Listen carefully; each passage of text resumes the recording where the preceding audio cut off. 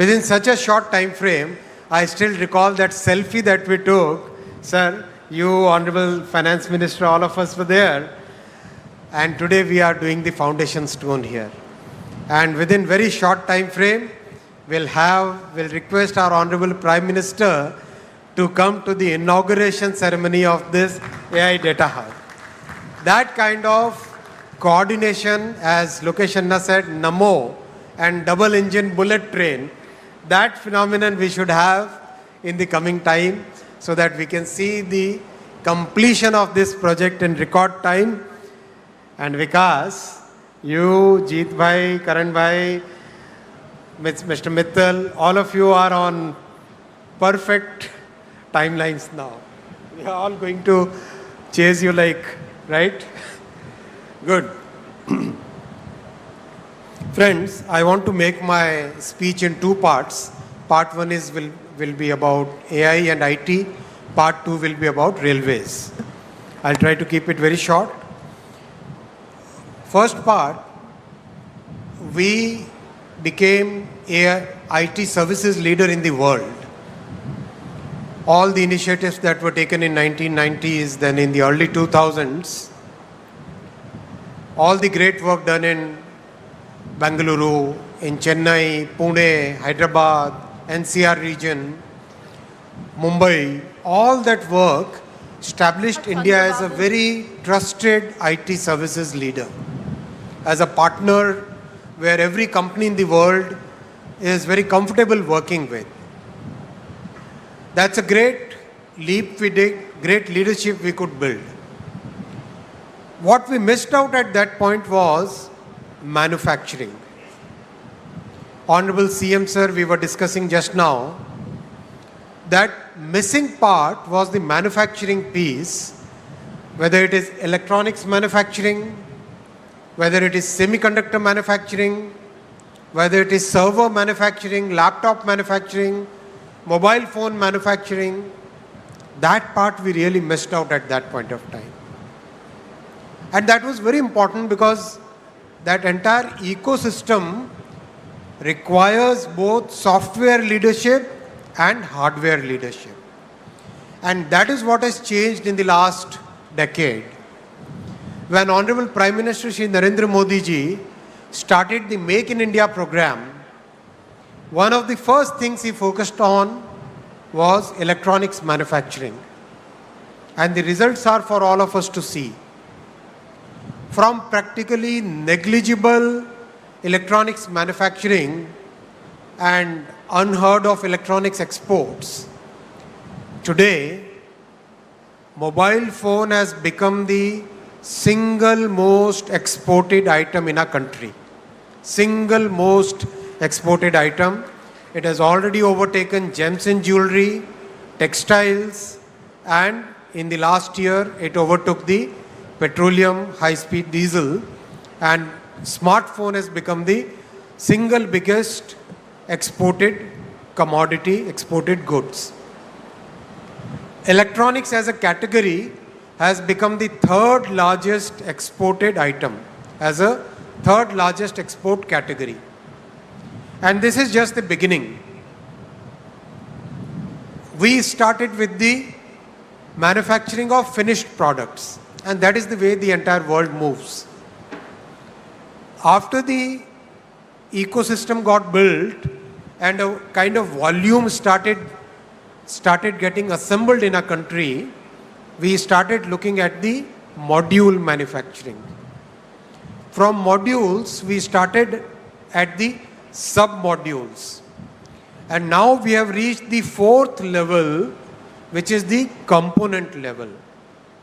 And today we have 71 factories which are either already set up, started manufacturing, or in the process of getting set up to start the manufacturing. Many components, we will be able to meet 75% of our demand, 50% of our domestic requirement, and there will be many components where we will be able to meet 100% of our domestic demand and also become exporters of those components. That is the vision with which Prime Minister Shri Narendra Modi ji is driving us to become a major electronics manufacturing hub in the entire world. And Excellency CG Ma'am, Mrs. Williams, the electronics manufacturing is very important from the geopolitical perspective. In today's world, which is full of geopolitical uncertainty, entire world is looking for a trusted partner where IP rights will be respected, where the security concerns will be met, where you can believe the supply chain is in trusted hands, auditable, properly checked, verifiable. That kind of supply chain, that kind of value chain is possible only in India. And that's why we request all the global users of electronics products to look at India as a major electronics sourcing, development, design and manufacturing hub. Whether it is components, modules, sub-modules or finished products or materials going forward, India will emerge as one of the major trusted supply chain partners for the entire world. And in fact, in the recent FTAs that we had, especially with Europe, electronics supply chain was one of the major drivers of the agreement between India and Europe. Because every part of the world is today looking for a trusted value chain supplier. And now we have added semiconductors to this journey. Out of the 10 plants which have been approved as a part of the semiconductor mission, 2 plants have already started commercial production again in a record time from the beginning in 24. In 2026, we have the commercial production already going on for 2 plants now. Another 2 plants will start commercial production within 2026. And in 2028, we'll have the first commercial fab in Dholera starting its production. Again, it's very important to understand, and especially for our international participants here, a $1 chip can stop the production of a $1 million machine. And that is very important to understand the concentration risk which is happening in the world today. That concentration risk can put the mightiest of the world at risk just by that $1 chip. So it's very important to make sure that the world has a trusted semiconductor manufacturing country where the IP rights and the value system of democracy, the value system of free speech, those are followed and which are very important for the entire world today. So my request to especially the international visitors here, if you have to take one message away from this meeting, please consider India as your trusted value chain and supply chain partner. And this is a government, as Lokesh Anna said, which believes in delivery, which believes in execution, which believes in transparency, and we have delivered what we promised. The Google team is a clear witness to this entire thing. Whatever we said, we have delivered. Our say-do ratio, what we say and what we do, our say-do ratio is very high, I would like to say. I have only 3 asks from the industry, and especially the Google team who is present here. Please focus on manufacturing your servers in India. These data centers will require a large number of servers. Today we have the capability of manufacturing servers. Many large companies, they are already manufacturing their servers here in India. I know of at least 5 companies which manufacture absolutely high quality, comparable to any other country in the world, where the quality of manufacturing is following the 6 Sigma practices, the 5S practices, absolutely high on quality and very competitive on price, and very high on integrity in your value chain. So please consider, please take my message to Sundar, please consider manufacturing your servers in India. I know manufacturing GPUs is still a bit away, but we can do at least the OSAT work in India. So think of OSAT of your GPU and other memory chips in India. That will indeed be a great service, and that will help you in reducing your overall cost. The second ask is, we are happy to collaborate as part of the AI mission in improving your power efficiency. Let's take up some joint projects. Let us take some research projects along with the India AI mission and the industry, where we can look at more power efficiency. So I'll request for proposals from Google as well as other industry participants where we can do more energy efficiency. My third ask is efficiency in water consumption. It's a very emotional, very important point from sustainability perspective, that we should try and reduce water consumption.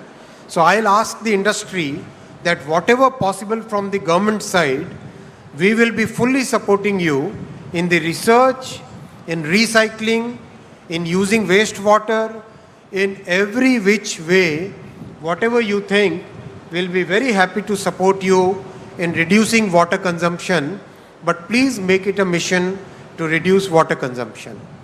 These are my 3 asks. I hope the industry will come up to it. I would also like to thank the Google team for the 3 subsea cables which will land here in Visakhapatnam. One cable will go all the way to Australia, then via the Pacific Ocean to the west coast of US.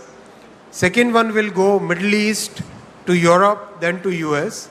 Third one will go around the Cape of Good Hope, the African end, and then go straight to US. So these will be 3 major subsea cables which will give very important infra for our entire journey forward.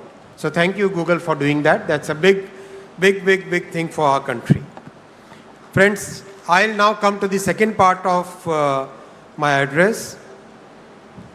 I'll talk about the railway projects and especially focusing on Andhra Pradesh here. As you know, this double-engine bullet government, just 10 years ago, the budget which used to come for railway projects was a meager 886 crore for the combined Andhra and Telangana. Should I speak in Hindi, sir? Hindi is okay, or English? I need to learn Telugu. English? Okay, English. So, the combined budget used to be only 886 crore for Andhra and Telangana combined. And today, because of this double-engine bullet Sarkar, the budget that our Honorable Prime Minister Shri Narendra Modi ji is giving for Andhra Pradesh alone is 10,134 crore. 886 crore for Andhra and Telangana combined, and for Andhra alone 10,134 crore. That is the change which has happened. As Honorable Chief Minister says, our Prime Minister believes in win-win for all. Every state should win. Sabka saath, sabka vikas. Everybody should prosper. And that is the vision with which he is working. And that's why such a good budgetary allocation is there for Andhra Pradesh. Today, Andhra Pradesh has 1,06,000 crore worth of railway projects in Andhra Pradesh. 1 lakh crore rupees worth railway projects which are connecting Andhra Pradesh. Unthinkable in the past. Unbelievable in the past. That is what Modi ji has delivered today, and I would like to thank Honorable Shri Chandrababu Naidu ji for providing that support where we are able to deliver those projects on ground for the people. We are reconstructing fully Navanirman 74 stations in Andhra Pradesh. I can read out the entire list, but I'll publish it. 74 stations we are reconstructing. In the history of our country, nobody ever thought of reconstructing old stations. Only our Prime Minister Shri Narendra Modi ji took up this huge work and delivering it on ground. In Andhra Pradesh alone, 832 flyovers and underpasses have been already constructed and 299 are under construction. 1,759 kilometer track already constructed, more than the network of many countries already constructed, and 3,300 kilometer under construction. And Andhra is 100% electrified. Remember those days when 100 kilometer electrification and people would get standing ovation for the railway ministers and for governments and MPs. Our Modi ji has given 100% electrification to Andhra Pradesh. Why don't we give a standing ovation for Modi ji and Honorable CM for giving 100% electrification for Andhra Pradesh's railway network. Thank you. Thank you very much. I'll come to the second point on railways. Friends, new generation trains are today visible in the entire country. Andhra Pradesh today has 16 Vande Bharat services. 16 Vande Bharat services. How many of you have traveled by Vande Bharat? Great. Like it? How do you say good in Bavunda? Bavunda. Say it, man. Say it loud. Good.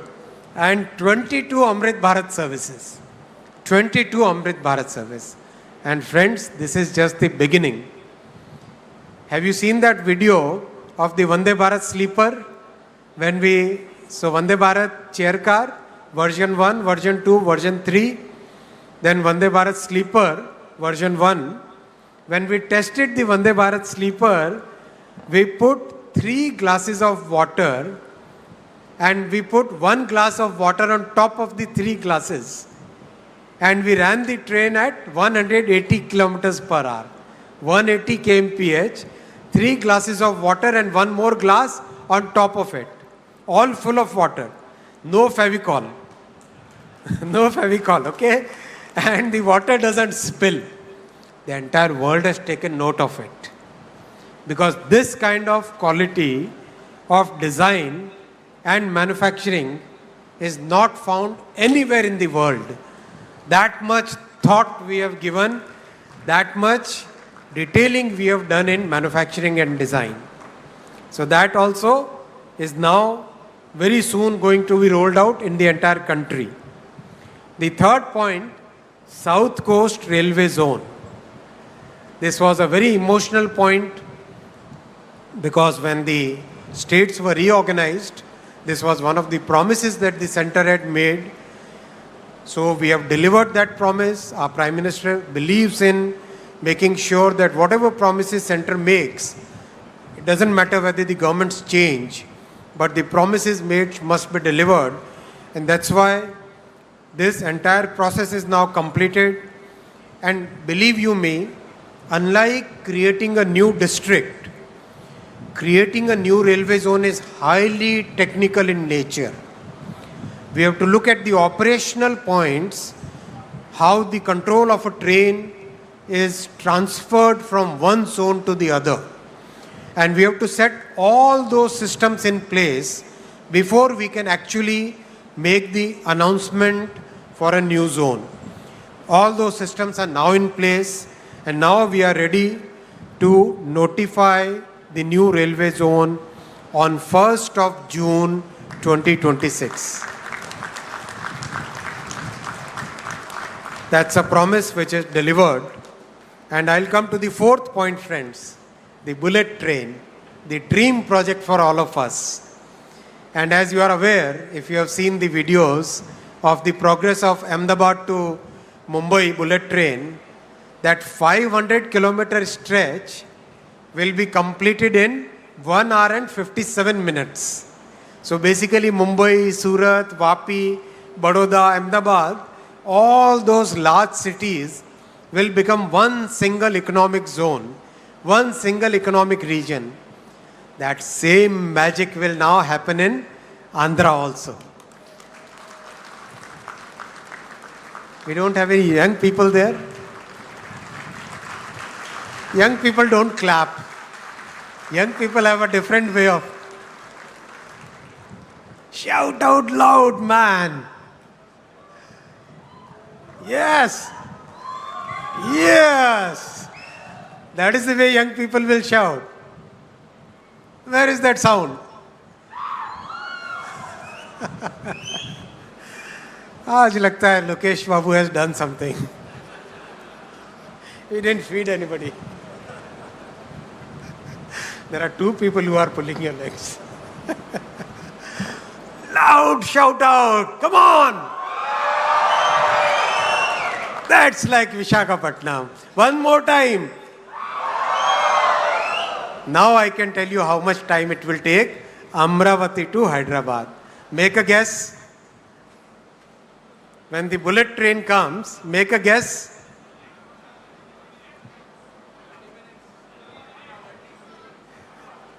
No chance to people sitting here. 70 minutes. 70 minutes from Amravati to Hyderabad. And if Honorable CM, he would like that to be, and my Prime Minister and CM are same. They have same thing. If I say 70 minutes, they'll say no, 35 minutes. They will like the trains to fly. That's why you got Civil Aviation Minister here. Combine the two ministries, then the trains will also fly. And Amravati to Chennai will be 112 minutes. 112 minutes. Imagine that kind of connectivity. Hyderabad to Pune will be 1 hour and 55 minutes. Pune to Mumbai will be 48 minutes. And Chennai to Bangalore will be 73 minutes. 73 minutes. Hyderabad to Bangalore will become only 2 hours and 8 minutes. That kind of change will come. So this entire high-speed diamond, the high-speed diamond in the southern states once again proves our political commitment to the development of South Indian states, which every time our opposition, they try to create that fake narrative. That fake narrative is broken again and again by the commitments and the actual delivery that our Prime Minister is making, Shri Narendra Modi ji is making in every sector. Sector after sector, so much investment is coming to all the South Indian states that nobody can say that the South Indian states are not being given the right justice. That justice is being given very clearly, very categorically by our Prime Minister and by the NDA government, where this entire thing is visible, whether it is railways, highways, power, ports, shipping, every sector, the commitment towards Sabka Saath, Sabka Vikas, development of each and every state is clearly visible, clearly demonstrable in every sector, and that is the commitment of NDA as a party, as a group to the people of South India. I would like to give very clear commitment today on behalf of NDA that every state will prosper equally under the leadership of our Prime Minister Shri Narendra Modi ji.